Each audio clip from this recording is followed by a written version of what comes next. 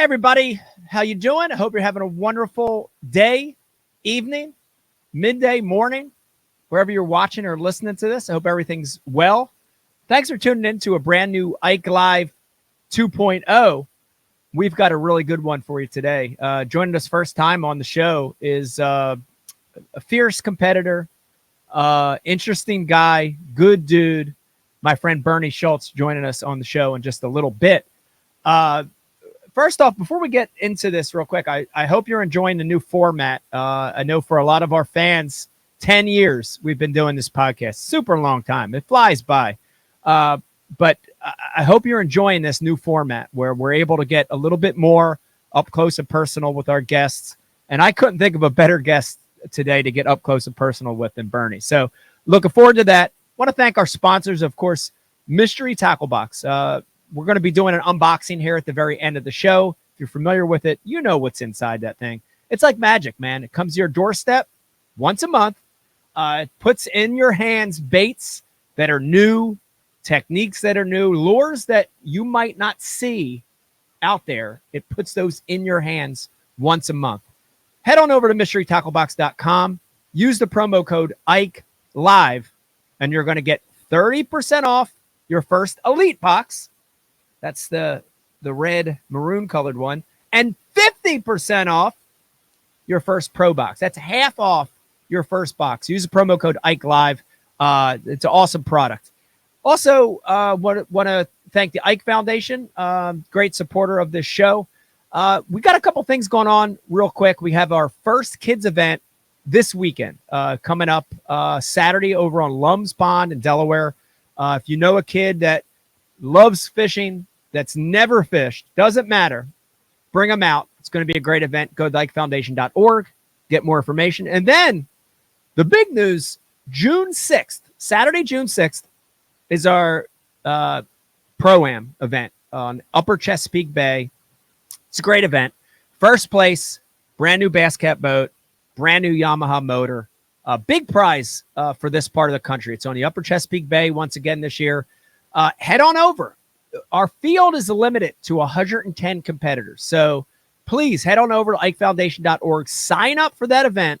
And as usual, all the proceeds are going to go to help get new kids fishing, new kids in the outdoors. So ikefoundation.org, head over there and check that out. I'm going to get started with the show. Cannot wait to talk to Bernie.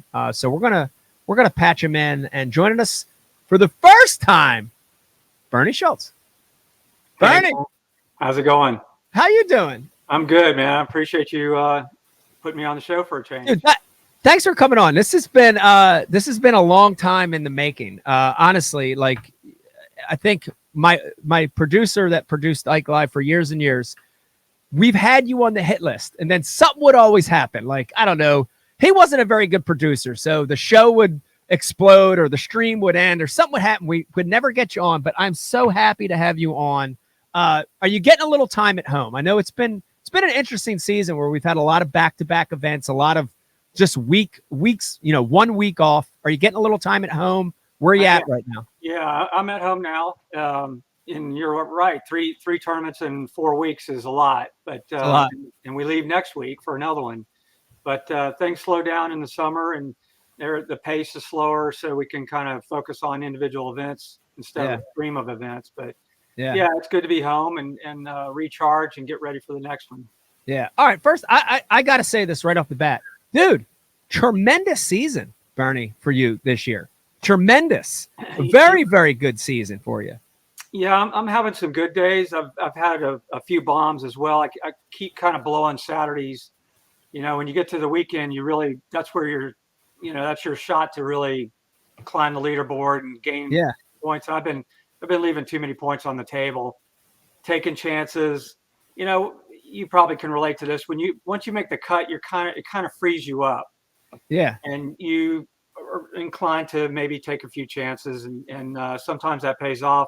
It did for me at Lake Murray. I had a real big Saturday there, but every other Saturday that I've made cuts in has not gone well. So I need to work on that and try to get back on the on the Sunday thing where I can really make it matter. Yeah. Well, you've had phenomenal days. I mean, several days in the mid to high 20s. That's hard to do out here on the elites. I don't care if you're on the best fishery in the world. You've had several of those big days. You've had top tens. Man, I want to know, because I look in the mirror at my own season. And Bernie, I couldn't catch a fish last year. It was one of those years where, the fish were on the right-hand side of the canal and I fished on the left. Or, I flipped mats and they were on wood. Or, it was one of those years where everything was wrong. And I try to look in the mirror and analyze, like, what did I do? And a lot of it, I look in and I'm like, nothing's different. But I want to ask you, because you've had, over the years, just like me, great seasons, terrible seasons, average seasons. What's the difference this year? Because you're definitely on a roll. You're definitely catching fish. You're figuring them out. Is there a difference, or is it all the same? No, I think you're right. I can't put a finger on anything. I feel like everything's the same except they're coming in the boat. Last year, I had a string of tournaments, especially about mid-season. I started losing fish when we were at Lake Fork. The second day of Lake Fork, kind of the wheels came off, and it continued through the remainder of the season until we got to New York. This year, I've lost my share of fish, but the bulk of my big fish, most of them have come in the boat. And I don't get a lot of big fish bites. I just have a tendency to catch smaller fish on average. But when I do get big bites, it's a coin toss whether I get them or not. And this year they're coming in the boat. So maybe that's the difference. Yeah, it's interesting because I think people want to, they want to look at you and say, oh God, you had to be a big change. Where was your mind at? Right. What happened? What was going on? And then when you look at them, you're like, I'm doing the same thing I've done for 30 years. They're kind of shocked, I think. Yeah. Absolutely. I've had a lot of bad years, and more so than probably good years, but it's just things happen kind of you get on a roll, good or bad. You get on a roll, and if it's bad, it's really hard to climb out of. When it finally breaks and the tide comes back in and things are going your way, it's a great feeling. You try to keep it going as long as possible, but it's I don't know. It's an intangible. It's not really something that seems like we can control. It just happens. Right. Yeah. It just happens. I like to I get some of the veterans on every once in a while, and I like to corner them about this question. And I had Mark Menendez on the show, and I cornered him on this question. And this is a tough one, but you're the perfect guy to ask because you've been doing it a long time, a lot longer than I've been doing it. Is the competition today, 2023, through all the changes, is the competition today with these young anglers tougher than it was, say, 10 years, 20 years, 30, 35 years ago? Or is it the same? Is it tougher or is it the same? To me, it's much tougher. These guys come in and they're programmed for it. They're already prepared. I mean, when I got on the tour, Mike, it was a learning curve. I bass fished and I was pretty good in my region, my territory down here in Florida. But when I got on the tour and started traveling out of the state, man, we didn't have YouTube and we didn't have all these social platforms that you could get information off of. We didn't have the electronics like we do now. And these guys now, they're so well conditioned and programmed for competition at this level. When they come in, I mean, you see it all the time. These younger guys come in and they win immediately, and they're fierce. They're really fierce competitors. They take no prisoners. They're ready for it. They're prepped for it. So to me, it's a much higher level of competition than it was 20 years ago, even 10 years ago. There's more great anglers than there were back then. There was a handful of great anglers and a bunch of good anglers. Now there's a lot of great anglers. Right. And you got to be on top of your game. Being great doesn't get it done completely. You got to have some breaks and you got to have things go your way. But it's definitely stiffer competition. Yeah, they're learning so much earlier, and I think they possess a lot of things early that it took us a lot longer to get to time-wise. I mean, you can point at electronics, right? Deep water finesse tactics, like all these things that the young generation is really, really good at.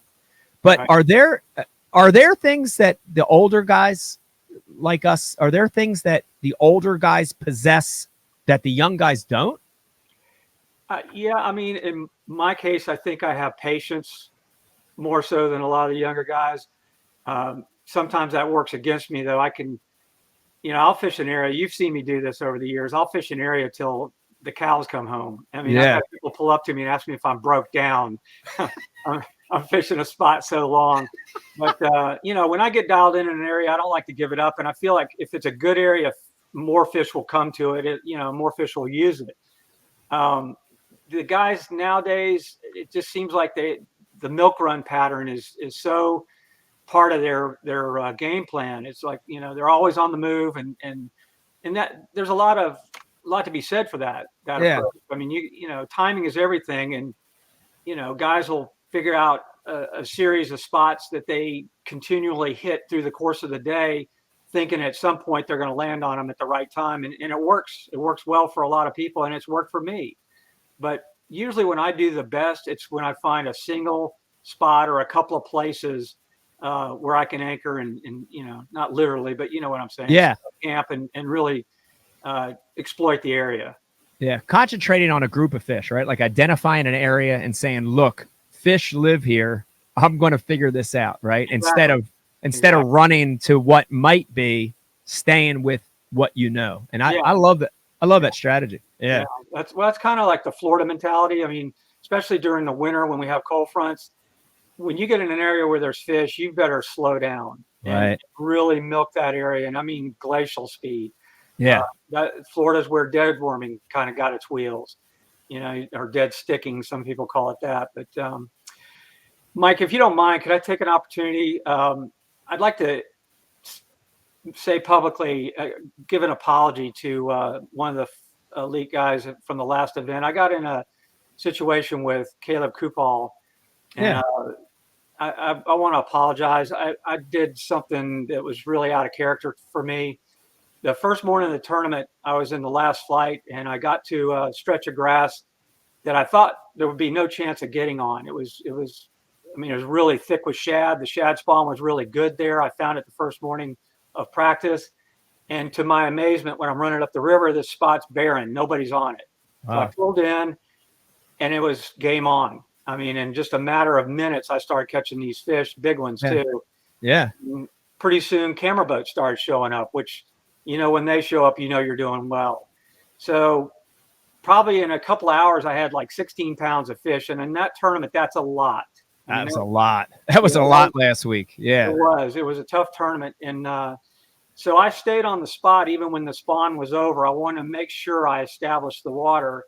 And, probably around midday, I left and did some other things. But so the next morning, I'm in the first flight, and I'm like boat 15, I think, something like that. And I'm thinking, man, this is perfect. I'm going to get there. It's going to be mine. And I'm going to get to continue the program. But anyway, amazingly, the guy right in front of me going up the lake is Caleb Kupal. I didn't know it at the time, but he shut down in front of me on the spot. And out of character, I did something. I was way too aggressive when I came in. I came in hard and immediately tried to explain to him that, I was here all day the day before. I caught all of my fish here and basically was making a plea for the spot. And he published a video from his GoPro video from the back of his boat, and it captured most of it. He cut the video a little bit short, but I misunderstood the exchange. I thought he was relinquishing the spot. He said, he put his arms in the air and said, I guess I'll go the other way. And I interpreted that as him giving me the spot and everything was cool. But I guess it was sarcastic, his remark, and I didn't see that. Keep in mind, this is the first flight. Right. We're fishing in the channel. We're right next to the channel, and boats are streaming by us. I mean, 40, 50 boats are continually running by us. So what looked like me yelling at him, I was actually yelling to him. So he could hear me and understand me. Yeah. Anyway, he went the other way. To his credit, he turned and went the other way, and I continued down the grass line. I ended up doing well that day. At the end of the day, I saw him in the parking lot and immediately went to him to thank him. And that's when I figured out that he wasn't happy. And I apologized, it was wrong the way I came. I came in hard. I was hot when Yeah. I had a lot of adrenaline flowing. Yeah. I thought I was in 5th place, looking to move up the ladder board, and I felt like I had established the spot. But his argument is they flipped the flights for a reason, and he's right. He got there ahead of me, and I should have handled it differently. I wish I had, but I misunderstood the exchange, and he kind of went the other way quicker than I could, get a grasp of it. But anyway, I've been in contact with him, trying to make it right. And I told Caleb, I said, there'll be a time down the road where I can return the favor. And I apologized to him more than a few times. Yeah. And to his credit, I asked him if he'd meet me for a beer in Orange, Texas, at the Sabine, and he agreed. So we're gonna spend a little time out there. I got a lot of respect for that guy. I don't know if you've observed him since he's been on tour. I've kind of taken notice. He does his own thing. Caleb is understated in a way. He just kind of keeps to himself, does his own work. And what I admire about him is he finds a way to catch fish that other people miss. Right. He's little really different style. Yes. Yeah. So I admired him before any of this. I developed a tremendous amount of respect for him. And when I pulled off the channel and shut down and realized it was him, I was like, whoa, this doesn't make sense.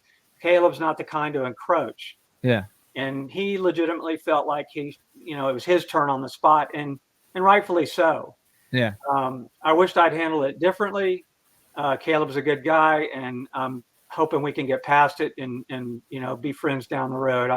I will return the favor and make it right, and hopefully that opportunity comes soon. But that's what I had to say. Sorry. Yeah. No. That's all right. And let me start by saying it for me, as you were saying that, I can relate because I'm a Philly guy, grew up in, urban environment, Right.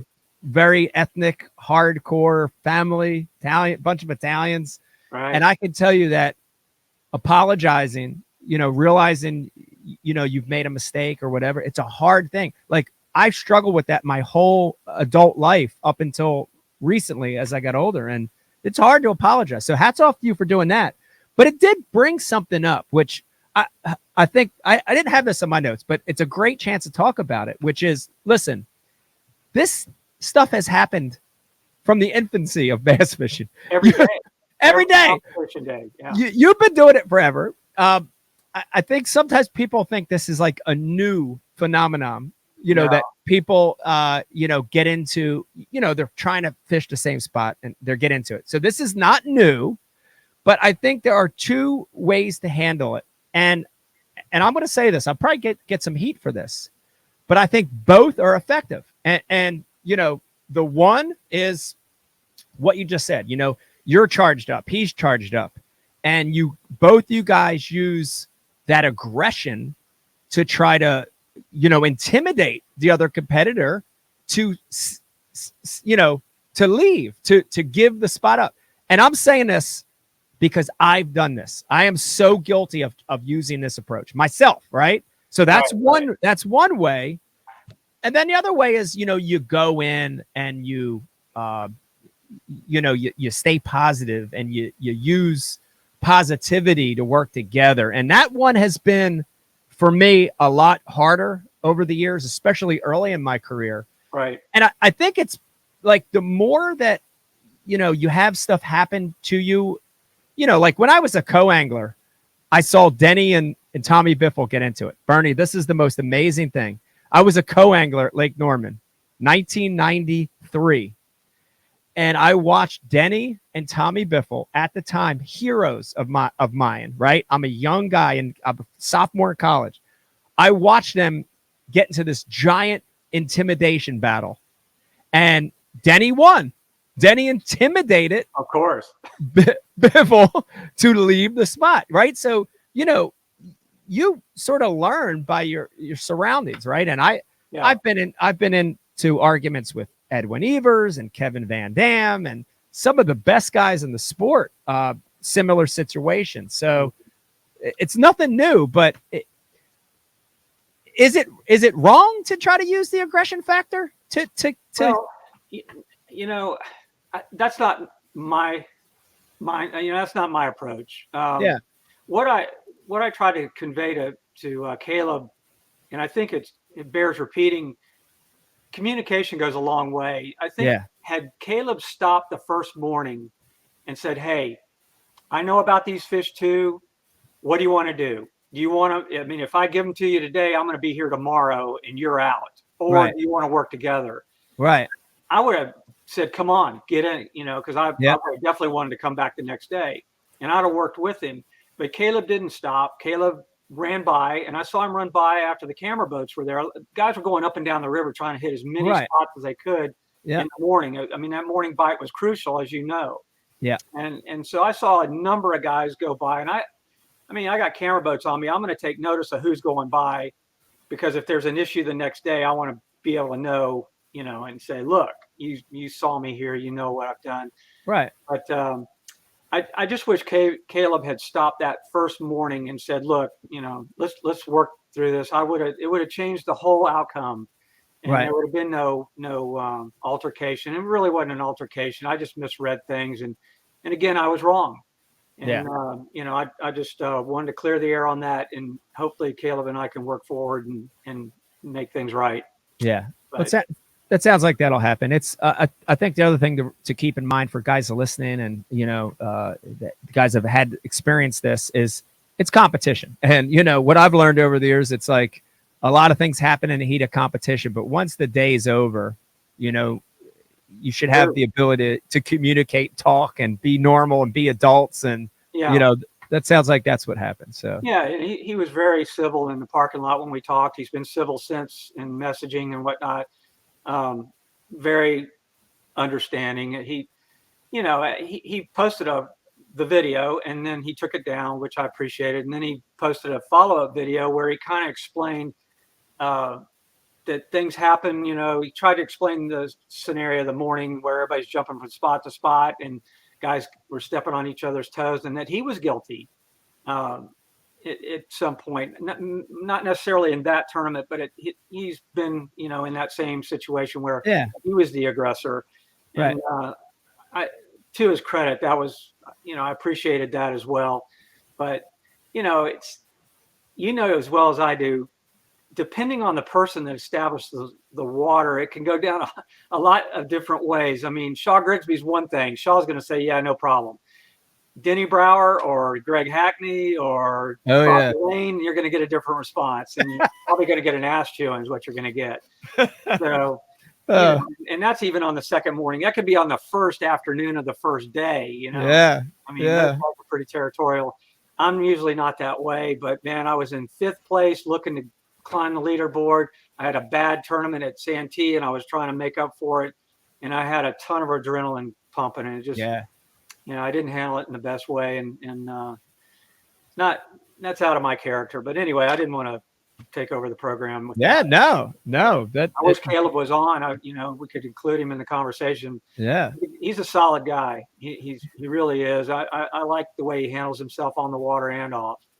Yeah, he seems like a really good dude, and he's one of the younger guys. And that it actually brings me to my next point. I wanted to just switch it up, and I wanted to commend you on two things. I just mentioned, like early in my career, man, not even before my career, when I was, when I was 17, 18, 19, when I really started following the sport, there was a handful of guys that I looked at and said, oh my God, they do this really, really well. And for me that early, because I had no real like mentor, for tournament fishing. I had mentors for fishing, but not tournament fishing. So I was like looking at people, whether it was on Bassmaster or whether it was through magazines or whether it was at boat shows. I was looking at pros and literally like looking at it and saying, God, they do that well. And I was copying it. I was photocopying what I saw guys do well. And I want to commend you. You've done two things really, really well in your career. And I want you to talk about both of them. because we have a lot of young guys listening to this program that aspire to do it. The first one is teaching. Bernie, dude, you're a really good teacher. Like I can close my eyes and imagine you teaching in a college, like being a college professor, maybe like a bow tie, more nerdy glasses, like with a different look. I could imagine you teaching, but right. Dude, you have a way of educating that is very amazing. I want you to talk about that. And then I want to talk about probably the bigger thing for me and what I tried to emulate is your ability to make a living in the fishing industry other ways than just the tournament fishing, right? You were one of the first guys I looked at and said, this dude's doing other stuff to reach people, to make a living, to grow the business other than just tournament fishing. So I want you to talk about that too, but start with the teaching. Where'd that come from? Man, I don't know. I mean, I never fancied myself as an instructor, but I guess I like to convey concepts, both in a, verbally, but also through my illustration. I was an art major in college, an illustrator, and that later played into my relationship with Bassmaster magazine and Bass Times. I became an illustrator for those publications. And I guess because I had those platforms and was able to, offer concepts through illustration and also some writing skills. I'm a decent writer. There's a lot better writers out there, a lot better illustrators, a lot better anglers. But fortunately for me, there's not a lot that can do all those things. Yeah. And so I had an opportunity early on because of Dave Precht and Tim Tucker. You remember the great Tim Tucker? Oh, yeah. Staff writer for Bass. Tim interviewed me when early in my career. I was just getting my wheels, and he interviewed me on the concept of fishing hydrilla and its various stages of growth. And so he submitted the story to Dave Precht for Bassmaster as a feature article, and Dave asked Tim to have me do some rough illustrations or drawings. He didn't even know I was an illustrator. He just said, can he kind of give us some stick figures on what he's talking about? So I did these renderings and sent them to him.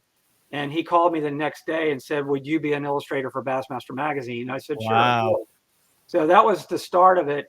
And that kind of, grew with time. And then he gave me the opportunity to write some things. And in the 90s, I had a series called Techniques Illustrated where I wrote and did the drawings for the series. And it basically featured top anglers with their best technique. Supposed to run 1 year and ended up running like 5 years. And could have continued to run, but I was fishing bass and FLW back then, and it was just my fishing was doing better than my other stuff. So I put it into the series. I remained a writer. Things went digital after that. Yeah, I'm kind of off track here. I guess because of those opportunities and doing seminars. Back in the day, that was a big deal. Traveling the show circuit up north in the winter. Big time. Supplementing your income by doing appearances and speaking engagements. And that just kind of snowballed into what it is that I do now. And I've been fortunate. When I wasn't catching fish, I still had a platform to promote myself with sponsors. Right. That's the biggest thing. I'm so glad you said that. Because that's the right way to state it.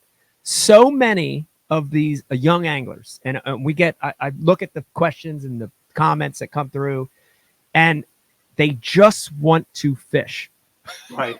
They're high school, college age anglers, and they look at their future and they say, I want to just fish. Yeah. They do. And what you just said is so key, right? They've got to be aware that they need the strive to have something else, right?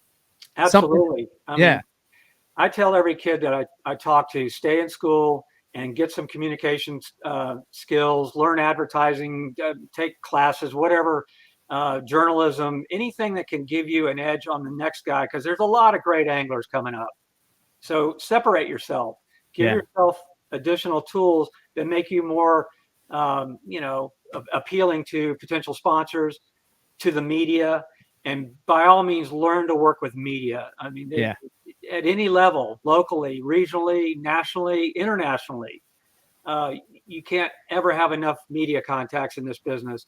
and that's been my strength. I've developed some great relationships over the years, both in digital and print, television. It's just, I never turned an opportunity down if I could, in any capacity, make it work or fit it in. I tried to do that. Yeah. And I think that's the thing. Kids nowadays have exceedingly more platforms than we did. They got YouTube and social media platforms, and everybody's Digital got a GoPro yeah. now. Yeah. So that they have the ability to get their message out, get themselves out there in front of everybody.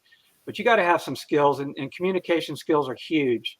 You need to be able to communicate concepts in fishing on the water and, to the camera, but in the boardroom as well. Like when you're, how critical that is. If you're in a meeting with Rapala or Mercury or your boat company, whatever sponsor, if you're in a meeting, you need to be able to communicate your ideas and interact with those people on their level, not yours. Right. It's been fun to watch that part of your career. You mentioned the illustrations.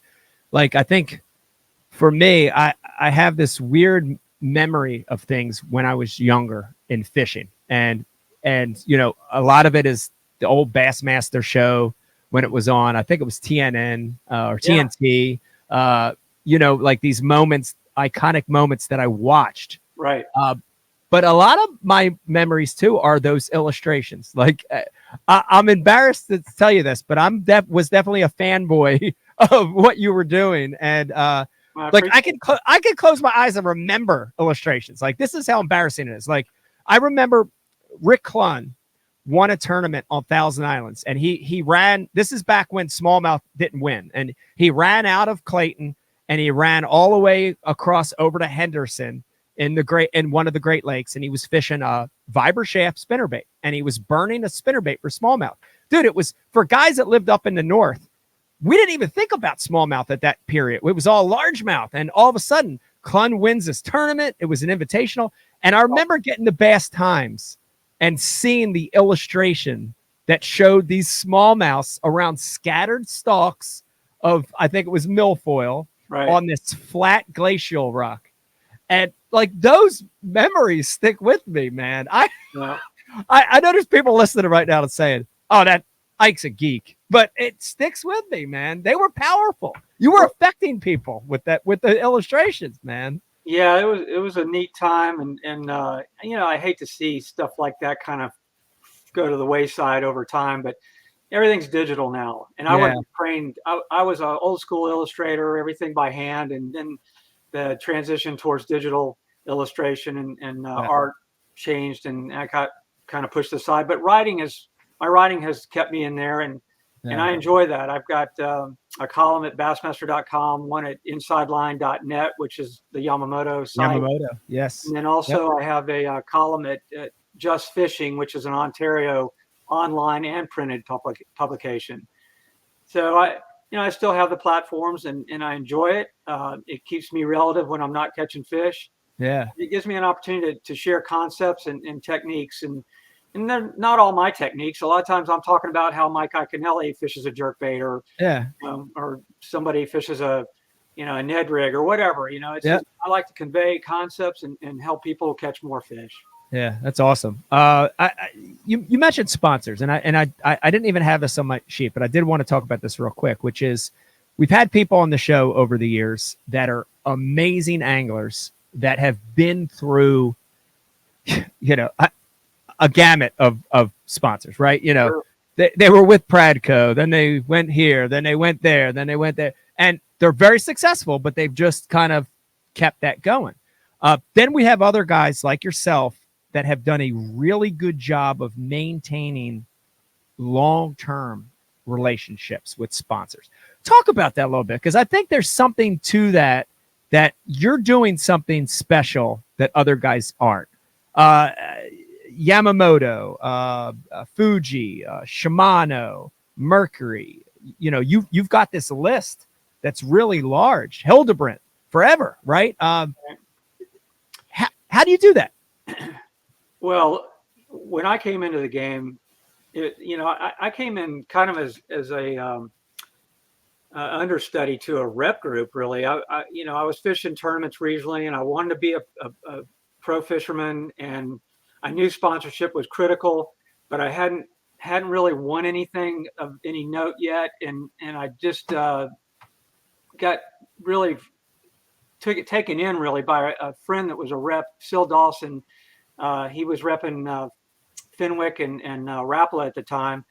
Anyway, he kind of took me in and said, look, this is the way to do it, and taught me loyalty. He said, you know, there's a lot of guys, and we went to our first show together, and I was basically his gopher. I would help him set up the booth. I manned the booth. I tore down the booth, and I learned a lot about that. You know, he taught me a lot about stock keeping units and product and programming and all that from the sales side, which helped me later on. But he also taught me the lesson of loyalty. He said, you'll see guys come through here in this show looking for sponsors, and they will prostitute themselves for anything. They don't necessarily believe in the products that they're trying to solicit. They just want the money. He said, don't be that guy. Align yourself with the products and companies you believe in, and wait until, if the opportunity is not there now, wait until it presents itself. Keep fishing, fish hard, and do things right, and it'll come to you. And he was right. He was 100% right. Yeah. I always tried to align myself with the companies and you know, that I believed in. And the key to me, Mike, and I think you can relate to this, promote the products that sell themselves. You can't fail. If it's a good product and you align yourself with it and do what you're supposed to do, make the appearances, do well in tournaments, stay out of trouble, you're going to do fine. And that's been my game plan from the start. It's just about loyalty and aligning yourself with the right companies. Yeah, that's great motto. And I think, you know, those long-term relationships, you start to build like equity in each other, Absolutely. you know, and it's really cool to see that. And that's a great topic for younger anglers. I mean, well, let me just say this. You can be the most loyal guy out there. Things change. Pro staff managers change, and oftentimes you fall victim to that.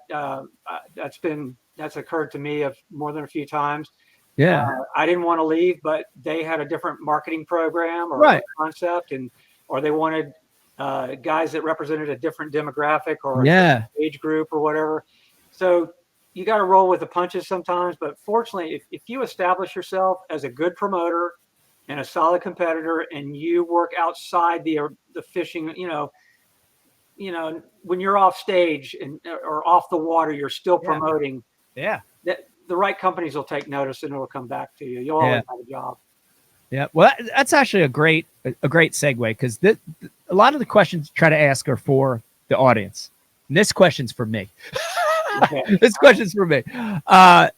You just talked about it, which is, you know, maybe let me back up a second and say that, you know, like for me, and maybe for you, I don't know. I want to ask you this question at the very end, but I know I'm in the last few innings of my career, right? I know that, you know, I look at my life and I look at what I want to do, you know, what I want to do in retirement and with my family. And I look at all that, and I know that I'm in the last few innings of my career. I'm getting older, right? I'm getting up there. I'm not the young guy anymore. I'm not the superstar. I'm not the hot guy. I'm one of the old guys now. And I know that. And I feel, you know, it's hard to say this, but I feel it coming, a time when I'm going to lose relationships like you just described, right? Not because, you know, I got in a brawl with somebody at the company, but because I'm now aging out of who they want to work with, or I'm just aging out, you know. You've had that happen. And so I, you know, like, I want to know personally, like, you know, how do you deal with that? Like, you know, how do you handle that? You know, I'm a little anxious because I know it's coming. I can feel it. You know? I mean, in the case of Rapala, that stung. You know, I committed the larger portion of my career to that brand. And it just, you know, I was phased out because the new pro staff manager, he likes YouTubers. He likes guys that are, you know, out there and social media pounding the pavement. I'm not that guy. I do it to some percentage, but I don't have a YouTube channel, and I'm not trying to be that guy. And I understand that. That's fine. Um, it stings when you help develop products that are exceptionally successful, and you don't get to continue endorsing those products. But fortunately for me, there was another opportunity with Shimano. They brought a lot of lures over from Japan. They have a really strong product line of lures that is now in this market, and they basically bought out my Rapala contract, which gave me a chance to help them, in that sector of the market, and Right. and that's good, and it's important. I want to help them. Shimano's been with me my whole career. Toyo Shimano signed me, and that's going back. That's going back a long time. So yeah, it's going to happen. I'm like you. I'm looking at the sunset. It's there and rapidly approaching, but I'm still competitive. I got my health. I've got the sponsorship, and I've got the passion. I still, with that situation last week, I still see that I want it. Yeah. There's some things I'd like to accomplish before I'm done. I'd like to make another classic before I'm done, and maybe hold a blue trophy before I'm done. Who knows? Yep. We'll see. But that's kind of in his hands. I'm just trying to do my part and work hard. Yep. Yep. Well, you're having a great season. Speaking of passion, you just mentioned passion. This is another great segue where I think a lot of people from afar, when they see, pro anglers, right? They're watching their favorite pro angler. They assume that that's all they do, right? Their life is just pro fishing, Right. Monday to Sunday, pro fishing, 7 a.m. to 7 p.m., just pro fishing. But pro fishermen are just people. We're just people, regular people too. And regular people have other things, and they have, they like to do certain activities. They have hobbies. I want to get into this part because this, to me, was definitely one of the highlights of having you on the show. Because I'm a history geek. I'm a borderline hoarder myself. I don't like to throw things out. I like history and age. I like old stuff.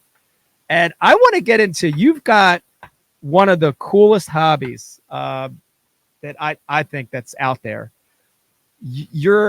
What's the correct terminology? Antique lure collector? Yeah. Or tackle collector. Yeah. Dude, I've been on your site, and you've got some great stuff on the website listed. Dude, it's unbelievable. Talk about it. How did you start this? Where did the hobby start?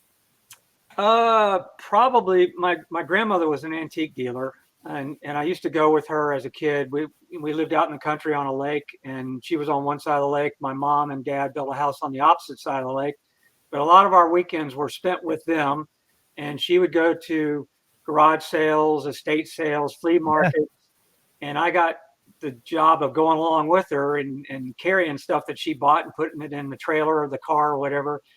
And my mom would go, and my interest was in fishing. My granddad was a big time fisherman and taught me a lot about bass fishing when I was a kid.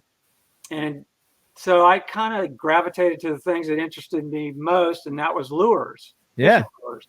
And we'd go to these flea markets and whatnot, and I'd see them, and she'd buy them for me if I wanted them. And so I was collecting lures when I was a kid. And I think all of us, anybody that's an angler, a serious bass angler, is a collector of lures. You've got that gene that's built in. Yeah. I mean, who doesn't love a tackle box full of lures? Yeah. The more, the better. But and I just kind of stayed with it, and the history of the sport started to intrigue me.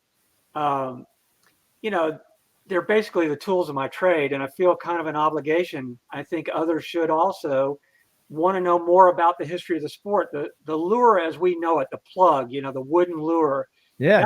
That's a product of our culture, not Europe or Asia or any other distant land. That was developed in our culture in the 1800s to early 1900s, as were the bass casting reels. And I've got stuff here to share with you, but the first bass reels, casting reels, were made by watchmakers in Kentucky. They understood gearing, and how, all that detailed work. And so they made reels by hand, and they were like watches. I mean, I can spin one here for you and demonstrate that. Yeah. They're precision instruments. And so to me, it's just such an intriguing topic. The whole idea of how fishing developed in our culture, bass fishing in particular, because bass are indigenous to North America. They're in other places now. They're in South America, Central America, South Africa, Asia, Europe, Japan. Europe, they're everywhere. But that's through introduction, human introduction. It all started right here. And I don't know, I just, maybe my art background, I appreciate the aesthetics. Some of the earliest lures are works of art. They're just incredible. The paint, the body styles, the hardware, the way they put them together. I mean, just nothing was injected, molded, and through a process, a production line type of thing. And they're all made by hand carved, some of them, finished and hand assembled, hand painted, everything. The components were the best quality you could get at the time. And I have an appreciation for that. I really like that. I think it's the coolest part of our sport. And so I collect the stuff. It's amazing. It's amazing. Yeah. I mean, I'm, as you're talking, like I'm drooling because, I'm a collector of old stuff too. Not necessarily fishing lures, but I love that history aspect to it. Yeah. Like I'll just admit right here, I mentioned I'm a borderline hoarder, but there's something about a hard lure, a crankbait at topwater. So this is a little embarrassing, but I'm going to let everybody know right here. We're live. I don't care. I'm going to say it. I've never thrown out a hard lure that I've owned since I got my first one, like 10 years old. If it was a hard bait, I still have it. It's unbelievable. Like there's something about that lure. And I think a lot of people have that too. I think a lot of fishermen have that.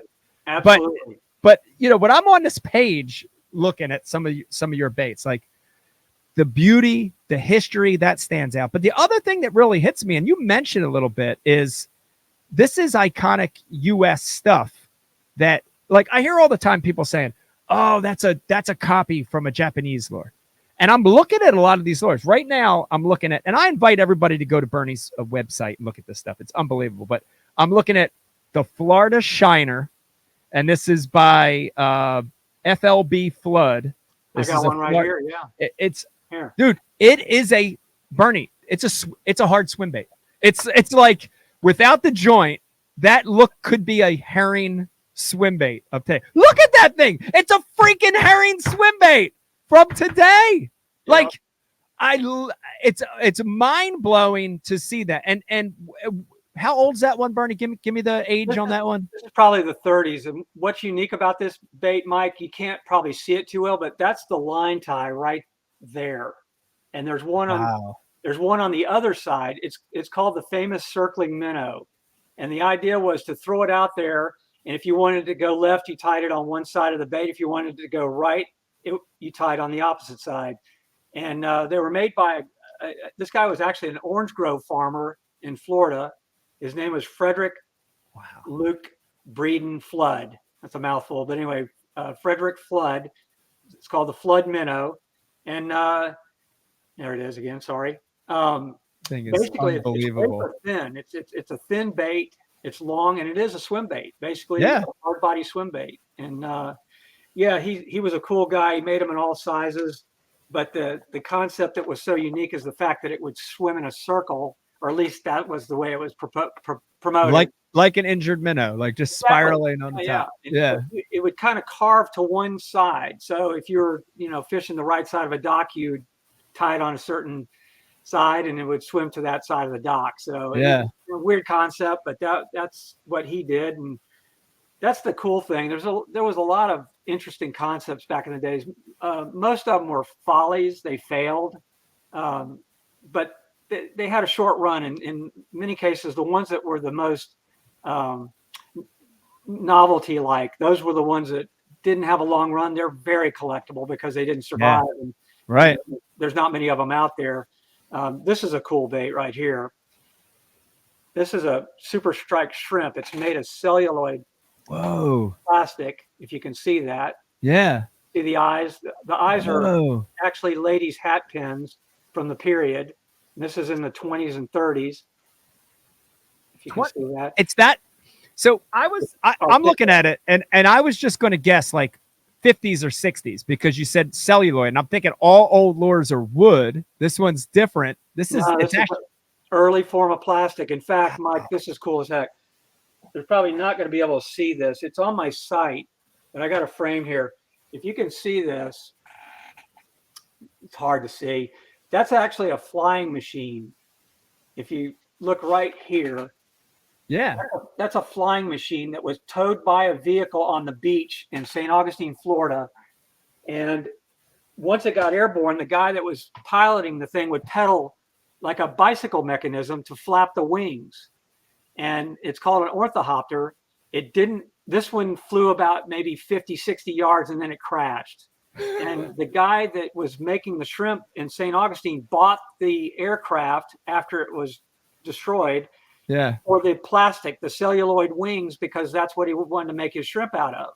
Wow. Yeah, so it's an interesting story how they sourced their materials back then. But that happened right here in Florida. A lot of the lures that I collect are made in Florida. Florida was kind of a proving ground for a lot of companies. Even northern companies would come to Florida in the winter because the water was hard up there and they couldn't really test their baits. So they come here and they would test their baits down here. But this celluloid shrimp lasted from the 20s into the 30s and then it disappeared.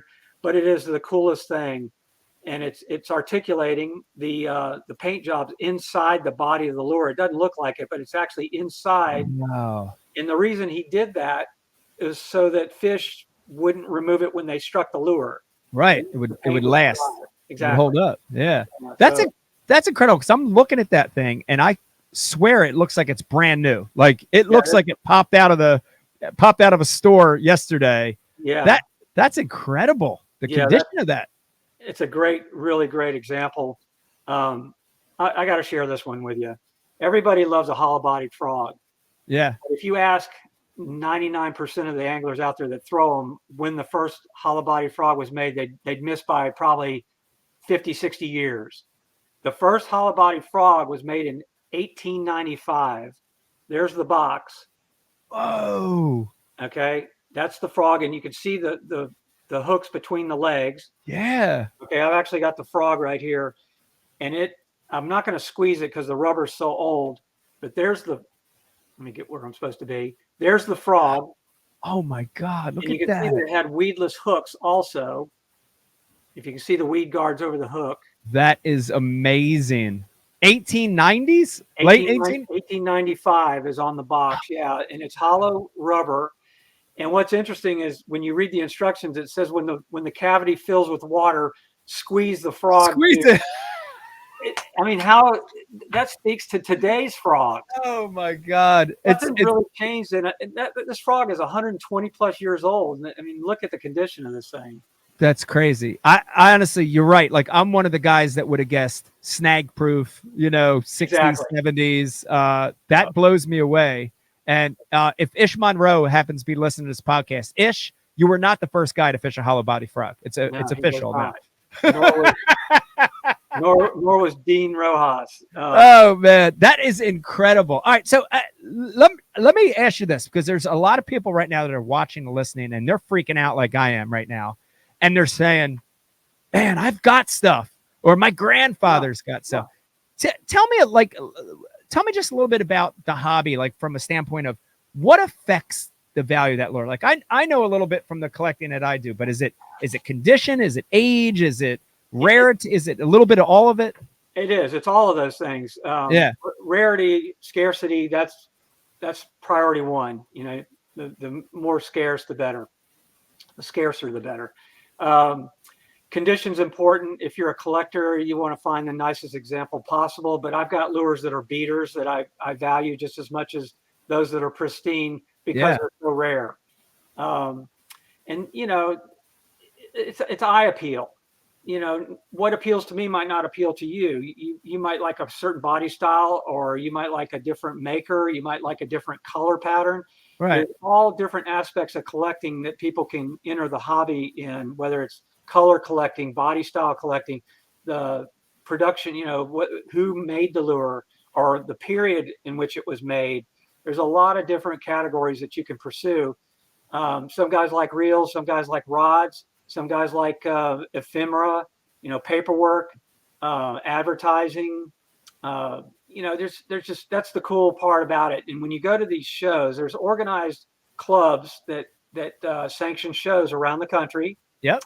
And across the globe, really. There's other countries that participate, but you can go to these shows. The public's welcome to join or come in as a guest, and you can learn so much in just one day of going to an antique tackle show.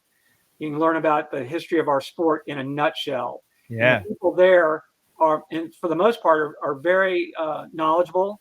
They're experts, and they'll share that knowledge. They love to talk about it because it's their passion. And the more people they can involve, the better it is for all of us. I host a couple of shows each year. One is in Savannah, Georgia. It's called the Great Southern Classic. It's in November. The public's invited to come. The Florida Antique Tackle Collectors has a show in St. Augustine in February every year. It's a big show. And then the National Fishing Lure Collectors Club, NFLCC, if you want to look them up, Google them. They have regional shows and a national show, and they move around to different cities. So chances are good there's a show near your listeners that if they have an interest, they can go and check this out. There's also the Old Reel Collectors Association, ORCA for short, and they can go to their shows.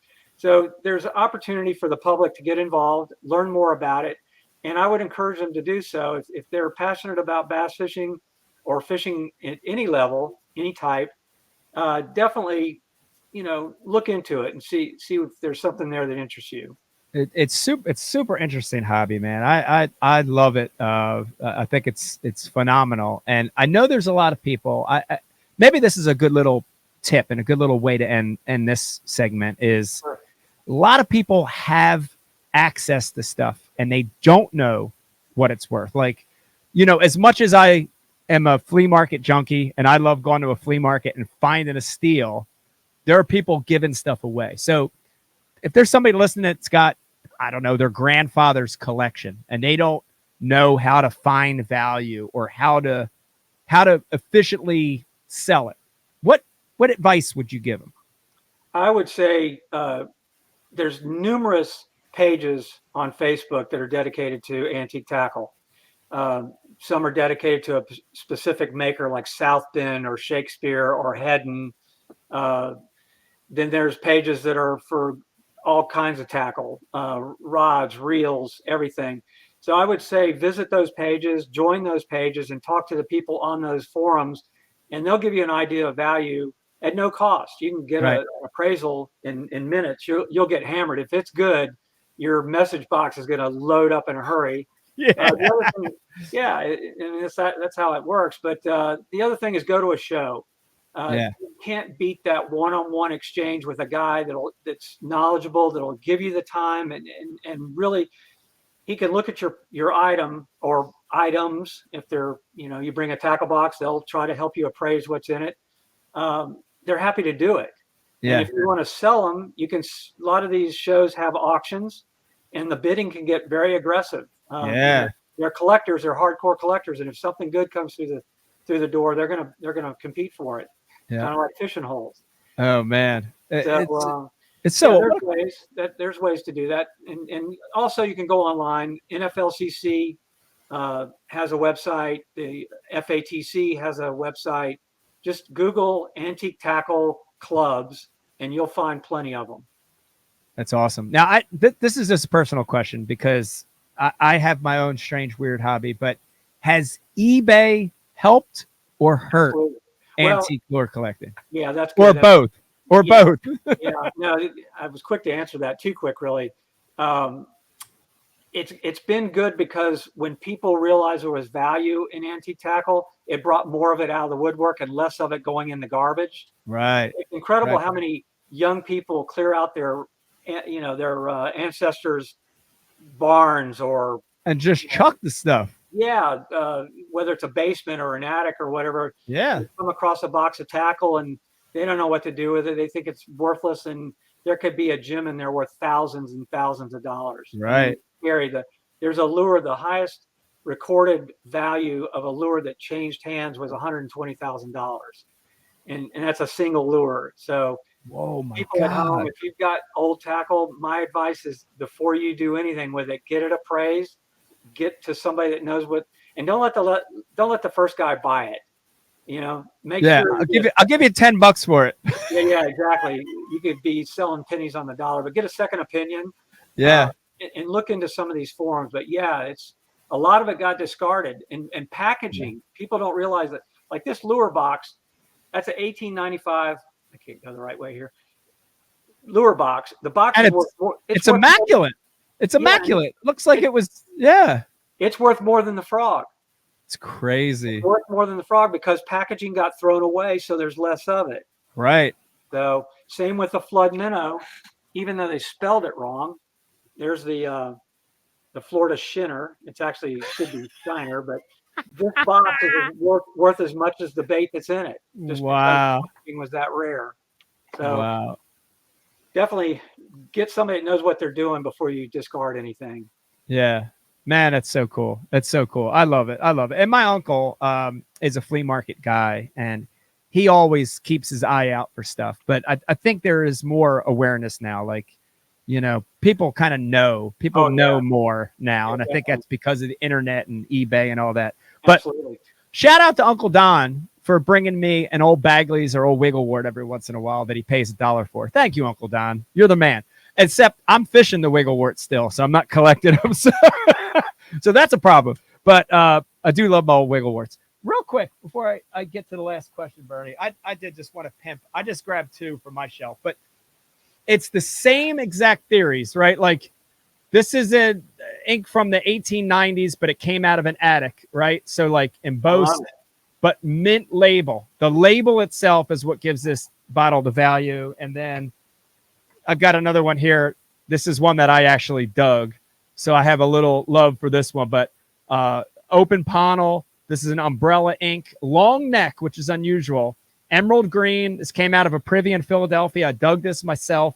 1860s, early 1860s. So, man, I love history.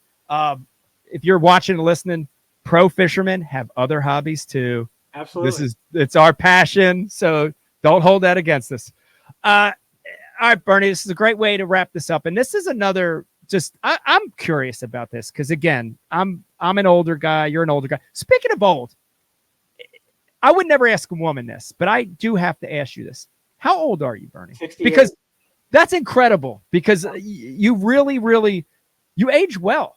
You age well. I don't want to sound, I'm straight as an arrow. I don't want to sound, but you age really well. Like you don't look old. You age very well. You actually have, you almost have like a Kevin Costner, like, appeal to you where, even like Kevin Costner, like he's aging, but he doesn't look old. He just looks stoic. And you have that look. Well, I got my mom's genes to thank for that. My mom just turned 101 in April. Wow. Yes. And God bless her. That's amazing. Strong. I mean, she'd drive if we'd let her, and we're not letting her. But yeah, these young guys take notice. I'm not going anywhere real soon. I'm still going to be around for a while. So that's the question. That's the question.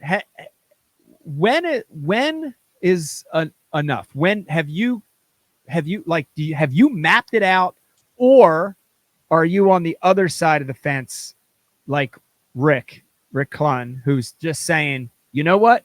This is what I love to do. If I can physically and mentally do it, I'm going to do it as long as I can do it. Where are you at with retirement? I probably fall in that same mindset. I feel good. I feel better when I'm fishing and out on the road than I do when I sit home for any length of time. If I'm here for too long, I start getting sore, cranky.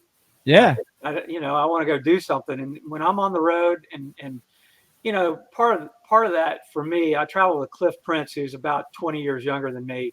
And Cliff keeps it fun. He's such a great guy, great partner, strong competitor. His record doesn't reflect his skill level. Cliff's a great angler, and I think at some point it'll shine through. But he's really diverse for a Florida guy. He knows how to fish offshore. He knows how to fish shallow. Any time of the year, he's solid. And I guess his passion and drive keeps me motivated. So that's been part of it. It's such a great family. I just like relating to them and keeps me out. It makes it fun. You know what I'm saying? If you're not having fun, why do it? Right. So it's still fun. And there's things I still want to accomplish with a little bit of help from upstairs. Maybe it will happen. But I don't know. I don't have a set time. I don't think it's going to be any time immediate, but maybe in the next few years. Gotcha. Well, I agree. Fishing keeps you young. I honestly, mentally, I feel like every time I'm fishing, I feel like I'm a kid again. You know, I feel like I'm 15, 16. Right. So it does keep you young. I agree with that. And Bernie, keep doing what you're doing. I think if I was a betting man, I bet you're going to accomplish some of the goals you're talking about because you're having a great season. Keep it going. I'd love to see you hold up a blue trophy. I'd love to see you make a classic and win a classic. And it's going to, I like this time of the year. We get through the Sabine. It's going to be fun. The rest of the year, we got some fun smallmouth tournaments coming up after the Sabine. So it's going to be fun. That northern swing. Me too. Well, thank you for joining us on Ike Live, Bernie. It was so awesome to have you on. Thank you for showing us the lures. I'm still geeking out about it, thinking about some of that stuff.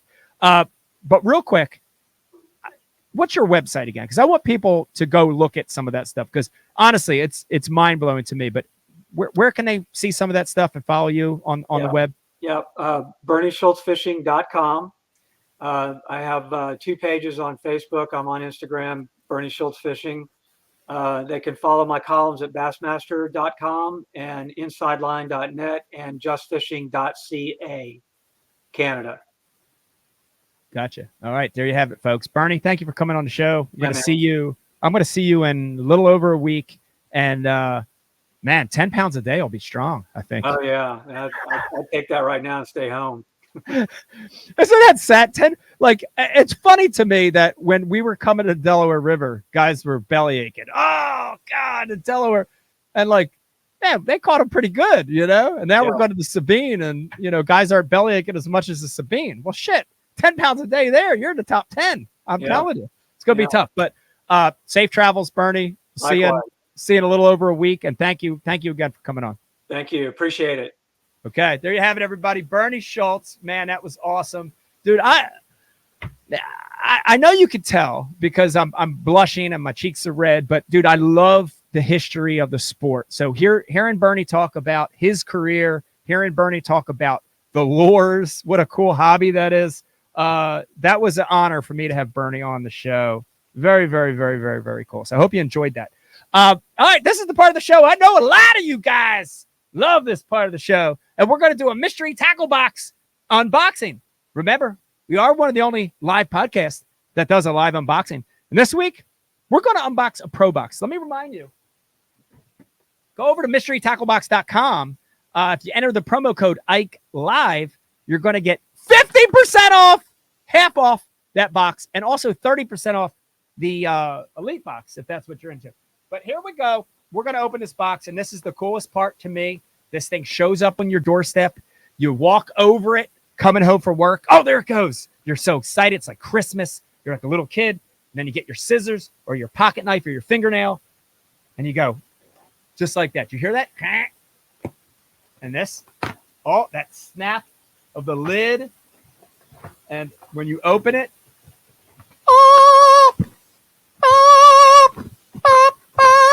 one fell out. We're going to go through this box. I'm going to show you a couple things, and I'm going to pick 2 lures that I like. Okay, so we've got hooks. Let's see here. We've got a top water. We've got some swim baits. We've got, I like that. We've got, looks like an all-purpose jig. We've got some stickers. We've got a booklet. We've got a small crankbait. You know what? I'm going to go with these 2 baits, okay?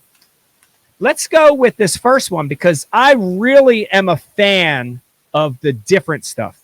One of the great things about Mystery Tackle Box, man, I don't know that I would have found this on my own. It put it in my hand. And we have a 13 fishing wobble crawl.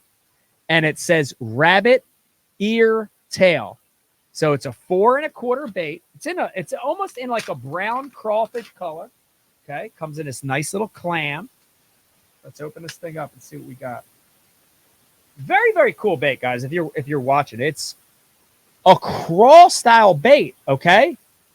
But it's longer than most crawls, 4 1/4, right? Elongated.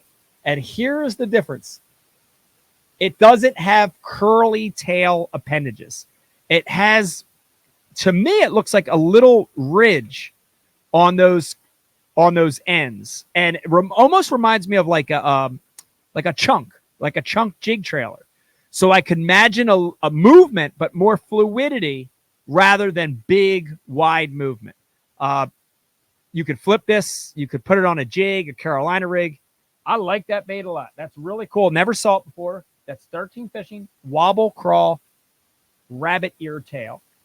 And then this is one that I have seen before, but not in this color. And I think this is phenomenal. And remember, this isn't a pro box, okay? This is all this stuff is in a pro box. We've got the Mike Bucca. This is the Bull Gill, okay? So it's a jointed, segmented swim bait. We've got 1, 2, 3, 4 joints on it. So we're going to have that fluid movement. Most of these jointed swim baits are big, giant 4, 2, 3, 4 ounces, and they're shad colored. This little Bull Gill, 3.75, so smaller. Just about the size of a young bluegill. Only weighs, let's see what it weighs if I can find a weight. I don't see a weight, but I'm going to guess less than an ounce. And it's bluegill, sunfish, panfish color. Dude, I could see this thing getting bit when they're eating panfish, when they're eating brim. The bluegill spawn, shallow lakes, around docks, around vegetation. I could see that work. And glide baits are not cheap, guys. So that's a really cool glide bait in that pack, plus all that other stuff. So what a cool box. That was a nice unboxing today of the Pro Box. Head on over to MrTackleBox.com. Put in the promo code IkeLive. You're going to get 50% off that first Pro Box. I hope you had fun watching today. I had a good one. And before I let you guys go, I hope you're enjoying this new format of Ike Live. This is Ike Live 2.0, up close and personal with some amazing guests. You're gonna hear from some great guys over the next couple of weeks. So I hope you're enjoying them. If you do me a favor, drop me a comment. I don't care whatever platform you're watching or listening. Drop me a comment if you can. Let me know if you like the show. Let me know if you like the new format, and let me know if you have anything you want to see or hear or any guest you want to hear from. Put it in the comments. That would be great. So I hope you have a wonderful rest of the day. I hope you have a wonderful rest of the week. God bless you. And I've got, let me think. Well, I got a couple more days at home, and then I'm headed to the Sabine River. The Sabine River. Hopefully, I'll catch a couple bass. See ya. Thanks for watching. Bye.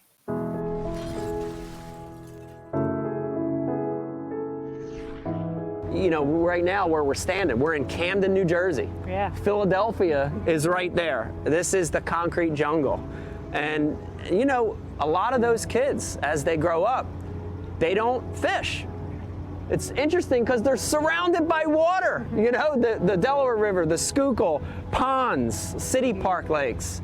But they don't have the influence to cast, to fish, to have a rod and reel.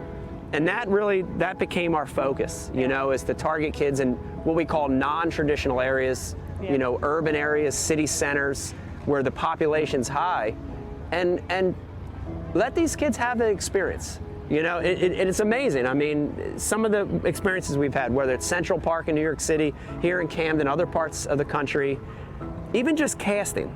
Yeah. It's unbelievable to see it, isn't it? Yes. It's unbelievable. Yes. And you know, you see these kids have this experience they've never had, and they light up, you know? The big thing, I think, for the Ike Foundation is we're not we're not saying we want all these kids to become professional anglers. Yeah. Be great if some of them did, but we want them to have that fishing experience because it ties them to so many other positive things. The outdoors, nature, conservation. Ecology, all these amazing things in life that maybe they wouldn't have been exposed to any other way. We're trying to help with that. So it's important. It's important for us. Yeah. We're proud of it.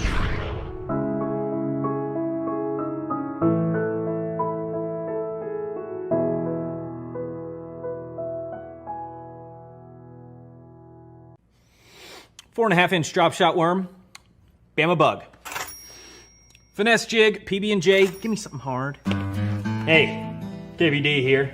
Now, I didn't always know this much about fishing.